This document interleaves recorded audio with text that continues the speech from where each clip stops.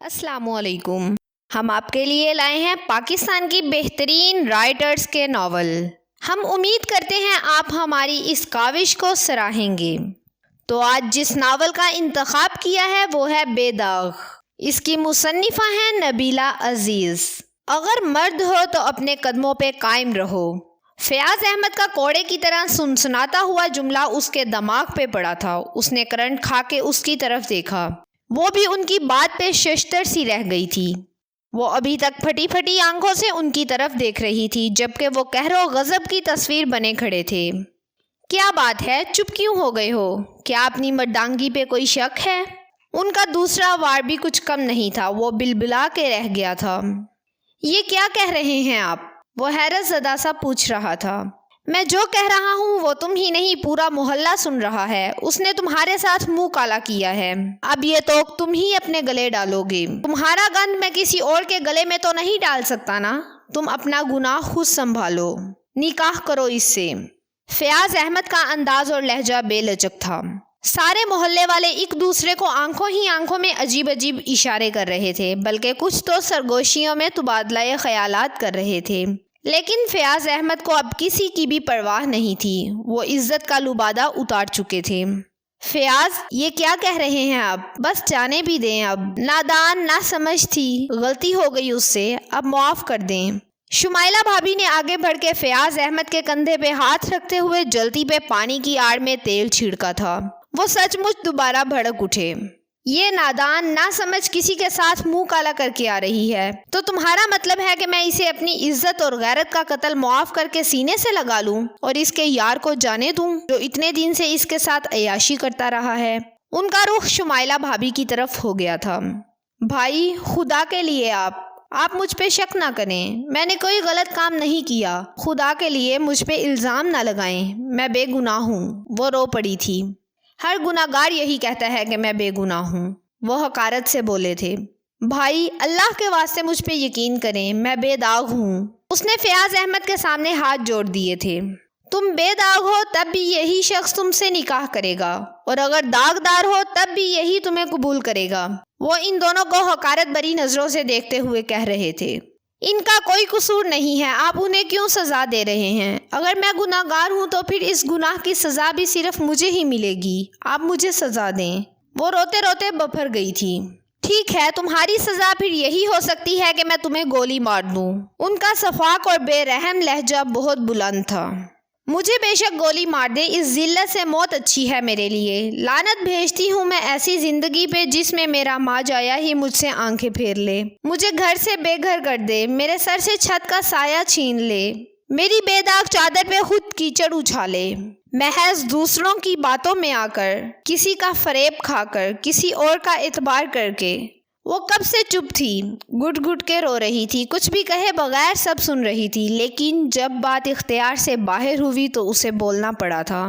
اس کی برداشت جواب دے گئی تھی۔ اس نے کہتے کہتے شمائلہ بھابی کی طرف دیکھا تھا۔ وہ کمال بے نیازی سے نظریں پھیر گئی تھیں۔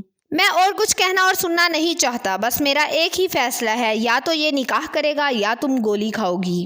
انہوں نے کوئی گنجائش نہیں چھوڑی تھی، اور عزیر ہمدانی مرد تھا، اپنے قدم پیچھے کیسے ہٹا لیتا، اور اگر ہٹا بھی لیتا تو یقیناً وہ لڑکی گولی کا نشانہ بن جاتی، کیونکہ ان لوگوں کی بے حسی اور بے رحمی تو اسے ان کے چہروں سے ہی نظر آ رہی تھی۔ یقیناً وہ اسے گولی مارنے سے دریغ نہ کرتے۔ سو اسے بھی فیصلہ کرنا تھا جو اس نے کر لیا تھا۔ کسی کی زندگی بچانی تھی اور اپنی مردانگی ثابت کرنا تھی، کیونکہ وہ مرد تھا جس کے لیے اس کی ضد اور انا اس کے ماں باپ، اولاد اور محبت سے بھی زیادہ اہم ہوتی ہے، اتنی اہم کہ وہ اس کے لیے اہم چیزیں بھی گنوا دیتا ہے اور پچھتاتا بھی نہیں۔ اور اس وقت عزیر ہمدانی کے لیے بھی اس کی انا اور مردانگی ہی زیادہ اہم تھی، اتنی اہم کہ وہ باقی سب بھول گیا تھا۔ رات کے 11 بجے کا وقت تھا۔ پورے شہر میں رات جاگ رہی تھی۔ سڑک پہ روشنیوں اور گاڑیوں کا جیسے سیلاب امڑ آیا تھا۔ ہر طرف جلدی مچی ہوئی تھی، ہر کوئی آگے بڑھنے اور آگے نکلنے کی کوششوں میں تھا، لیکن ایک وہ تھا جس کی گاڑی کی سپیڈ انتہائی کم تھی، اور گاڑی کی کم سپیڈ سے اندازہ ہوتا تھا کہ اس کی سوچوں اور خیالات کی سپیڈ کہاں تک پہنچی ہوئی ہے۔ وہ اس کے برابر والی سیٹ پہ چپ چاپ کسی مجرم کی طرح بیٹھی تھی، اور وہ بے دلی سے ڈرائیو کر رہا تھا۔ یوں ہی ڈرائیو کرتے ہوئے اس کی نظر اپنے ساتھ بیٹھے وجود پہ پڑی اور لب بھینچ گئے تھے۔ وہ مظلوم تھی لیکن اس وقت مجرم نظر آ رہی تھی۔ چند سیکنڈ اس نے اسے دیکھنے کے بعد نظریں دوبارہ ونڈ سکرین پر جماتے ہوئے گیئر بدلا اور سپیڈ بڑھا دی، اتنی تیز کہ ایک پل میں ہی بہت سی گاڑیوں کو پیچھے چھوڑ دیا تھا، اور گاڑی کی اتنی سپیڈ پہ وہ بھی ٹھٹک گئی تھی۔ اس نے چونک کر اس کی سمت دیکھا۔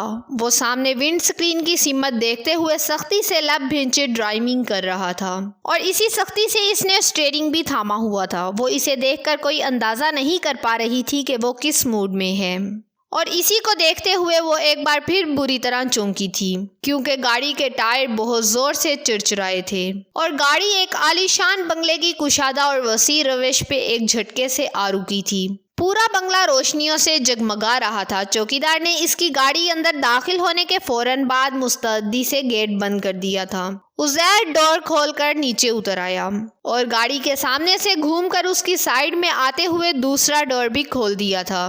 وہ شاید اترنے میں چند سیکنڈ لیتی، لیکن اس کے موڈ کے پیش نظر وہ بھی فوراً ہی اتر آئی تھی، اور اس کے پیچھے اس نے دڑم سے دروازہ بند کر دیا تھا۔ چلیے، وہ اسے آگے بڑھنے کا اشارہ کرتے ہوئے خود بھی آگے بڑھ آیا تھا۔ اس کے قدم مضبوط تھے، جبکہ وہ سست رفتاری سے چل رہی تھی۔ بیرونی مین ڈور عبور کر کے وہ کوریڈور میں داخل ہوئے تھے۔ وہ اس چکنے فرش پہ چلنے کا عادی تھا، اس لیے اسے کوئی ڈر نہیں تھا، لیکن اس کے لیے یہ روشنیاں اور یہ سنگ مرمر نیا تھا۔ یوں لگ رہا تھا جیسے دودھیا ٹیوب لائٹس اور فانوس دیواروں اور چھت پہ نہیں بلکہ نیچے فرش میں نصب ہوں، اور فرش میں نصب روشنیوں پہ پاؤں رکھتے ہوئے اس کے قدم لڑکھڑا رہے تھے۔ اسے ڈر تھا کہ وہ پھسل کر گر جائے گی، اور اس کے قدموں کی سست رفتاری دیکھتے ہوئے وہ چلتے چلتے ٹھہرا، اور گردن موڑتے ہوئے ہاتھ بڑھا کر اس کا ہاتھ اپنی مضبوط گرفت میں لے لیا تھا، اور دوبارہ سے قدم آگے بڑھا دیے۔ وہ اس کے ساتھ گھسیٹتی چلی گئی۔ اب تو آہستہ قدم اٹھانا بھی دشوار تھا، اگر ایسا کرتی تو یقیناً گر جاتی۔ آخر وہ ہے کہاں؟ کتنی بار فون کیا ہے لیکن وہ فون اٹھا ہی نہیں رہا۔ روحانہ بیگم کی آواز اسے کوریڈور میں ہی سنائی دے گئی تھی، اور وہ جان گیا تھا کہ وہ کس کی بات کر رہی ہیں۔ میں یہاں ہوں موم، اس نے ڈرائنگ روم میں داخل ہوتے ہی انہیں مخاطب کیا تھا۔ عزیر، تم کب سے؟ وہ اس کی آواز پہ اس کی طرف پلٹی، لیکن قدم اور زبان وہیں تھم گئے۔ عزیر کے ساتھ بڑی سی چادر میں لپٹی ہوئی ایک لڑکی بھی تھی، اور اس لڑکی کا ہاتھ عزیر کے ہاتھ میں تھا۔ اس کے ساتھ کسی لڑکی کا ہونا تو ان کے لیے زیادہ پریشانی کا باعث نہیں تھا، البتہ اس لڑکی کا حلیہ اور عزیر کے ہاتھ میں دبا اس کا ہاتھ ضرور پریشانی کا سبب بن گئے تھے۔ اس کا یہ انداز بہت کچھ کہہ رہا تھا۔ یہ کون ہے؟ وہ زیادہ دیر صبر نہ کر سکیں۔ مسز عزیر ہمدانی۔ عزیر نے بڑے ہی سکون سے بم بلاسٹ کیا تھا، یوں جیسے اس بم بلاسٹ سے کسی قسم کے سائیڈ ایفیکٹ کا کوئی خدشہ نہیں تھا، حالانکہ وہ جانتا تھا کہ اس بم بلاسٹ سے تباہی خاصے وسیع پیمانے پر ہوگی۔ واٹ؟ ان کو 2000 واٹ کا کرنٹ لگا تھا، اور آرام دہ صوفے پہ بیٹھی نوشابہ بھابھی بھی یکدم اپنی جگہ سے کھڑی ہو گئی تھیں۔ جی، آج تھوڑی دیر پہلے ہی شادی کی ہے، اس نے اس بات میں سر ہلایا۔ عزیر، تم ہوش میں تو ہو؟ روحانہ بیگم کی بجائے نوشابہ بھابھی نے پوچھا تھا۔ مکمل ہوش و حواس میں ہوں، اس نے مضبوطی سے کہا۔ تم نے ڈرنک تو نہیں کی؟ انہوں نے مشکوک نظروں سے دیکھا۔ میں جس روز ڈرنک کرتا ہوں اس روز گھر نہیں آتا، اس نے ان کا شک دور کرنے کے لیے انہیں یاد دلایا۔ یہ کیا مذاق ہے عزیر؟ روحانہ بیگم اس کے سامنے آ گئیں۔ یہ مذاق نہیں موم، یہ میری بیوی ہے، میں نے اس سے نکاح کیا ہے، بہت سے لوگوں کے سامنے اسے نکاح کر کے لایا ہوں۔ اس نے اپنی ماں کو سکون اور تحمل سے اطلاع دی تھی، اور اب کی بار وہ خود بم کی طرح پھٹ گئی تھی۔ کیسی بیوی اور کیسا نکاح؟ تم جانتے ہو تم کیا کہہ رہے ہو؟ تمہاری منگیتر اور ہونے والی بیوی ماریا ہے، صرف ماریا۔ یہ کون ہے؟ کہاں سے آئی ہے؟ ہم کچھ نہیں جانتے، اس لیے اسے جہاں سے لائے ہو وہیں پھینک کر آؤ، ابھی اور اسی وقت۔ انہوں نے تیز دھاری زبان میں کہتے ہوئے فیاض احمد کو بھی مات دے دی تھی۔ موم، میں آپ کو بتا رہا ہوں کہ یہ میری بیوی ہے، جہاں سے لایا ہوں وہاں ہی پھینکنا ہوتا تو لے کر کیوں آتا؟ اس نے ذرا اونچی آواز میں کہا تھا، اور اس کی آواز سن کر ماریا بھی سیڑھیاں اتر آئی تھی۔ عزیر آ گیا، وہ نارمل سے انداز میں کہتی اندر آ گئی، لیکن ڈرائنگ روم کے اندر کی سچویشن کچھ اور ہی کہہ رہی تھی۔ زرکون؟ اس کے منہ سے حیرانی سے اس کا نام نکلا تھا، اور روحانہ بیگم چونک گئی تھی۔ تم اس لڑکی کو جانتی ہو؟ وہ ماریا سے استفسار کر رہی تھیں، انداز الجھن لیے ہوئے تھا۔ ہاں مگر یہ یہاں؟ ماریا گڑبڑا گئی تھی۔ اس نے چونک کر عزیر کی